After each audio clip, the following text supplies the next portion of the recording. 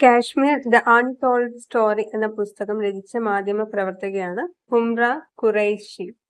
ആരാണ് ഹുംറ ഖുറൈഷി? രണ്ടാമത്തത്, കുടംകുളം ആണവോർജ പദ്ധതിക്കായി ന്യൂക്ലിയർ റിയാക്ടർ വെസ്റ്റലുകൾ അയക്കുന്ന രാജ്യം ഏതാണ്? റഷ്യ. മൂന്നാമത്തത്, 38ാമത് ദേശീയ ഗെയിംസിൽ കളരിപ്പയറ്റ് മത്സരത്തിനായി ഉൾപ്പെടുത്തണമെന്ന് വിധി പ്രസ്താവിച്ച ഹൈക്കോടതി ഏതാണ്? ഡൽഹി ഹൈക്കോടതി. 4. ഏറ്റവും കൂടുതൽ ഗ്രാൻഡ് സ്ലാം മത്സരത്തിൽ കളിച്ച താരം? നൊവാക് ജോക്കോവിച്ച്. ആരാണ്? നൊവാക് ജോക്കോവിച്ച്. 5.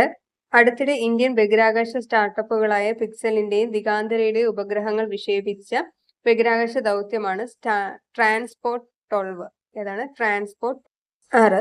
2025 75ാമത് ചരമ വാർഷികം ആചരിക്കപ്പെട്ട ഇംഗ്ലീഷ് നോവലിസ്റ്റ്? ജോർജ് ഓവർവെൽ. 7. മാതാപിതാക്കളുടെയോ മക്കളുടെയോ ജീവിത പങ്കാളിയുടെയോ സംസ്കാര ചടങ്ങിൽ പങ്കെടുക്കാനുള്ള അവകാശം മതവിശ്വാസത്തിനുള്ള മൗലിക അവകാശത്തിന്റെ ഭാഗമാണെന്ന് വിധിച്ച ഹൈക്കോടതിയാണ് മദ്രാസ് ഹൈക്കോടതി. 8. 2025 BCCIയുടെ ഓംബുഡ്സ്മാനായി നിയമിതനായത് അരുൺ കുമാർ മിശ്ര. ആരാണ്? Arun Kumar Mishra.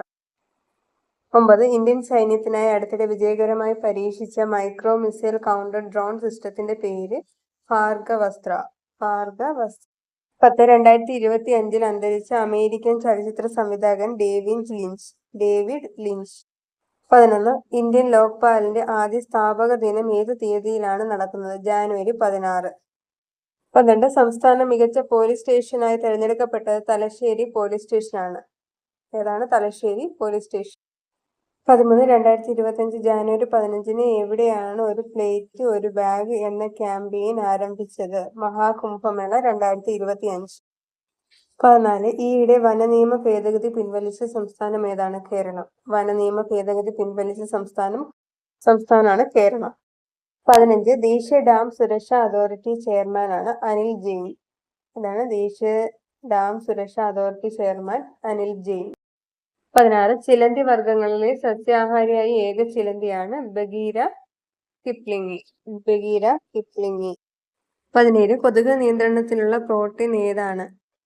Trypsin modulating oostatic factor. 18. ISROയുടെ 3ാം വിക്ഷേപണത്തറ സ്ഥാപിക്കാൻ ഒരുങ്ങുന്നത് എവിടെയാണ്? ശ്രീഹരിക്കോട്ട. 19. ഇന്ത്യൻ ക്രിക്കറ്റ് ടീമിന്റെ ബാറ്റിംഗ് കോച്ചായി നിയമിതനായത് സീതാൻഷു കൊടാക്. കേരള കലാമണ്ഡലത്തിലെ ആദ്യ മലയാളി നൃത്താധ്യാപകനായി ജോലിയിൽ പ്രവേശിക്കുന്നത് ഡോക്ടർ RL V രാമകൃഷ്ണൻ. ട്രാൻസ്ജെൻഡറുകൾക്ക് വിദ്യാഭ്യാസ സ്ഥാപനങ്ങളിലും സർക്കാർ ജോലിയിലും 6 മാസത്തിനുള്ളിൽ സംവരണം ഏർപ്പെടുത്തണമെന്ന് നിർദ്ദേശം നൽകിയ ഹൈക്കോടതിയാണ് കേരള ഹൈക്കോടതി.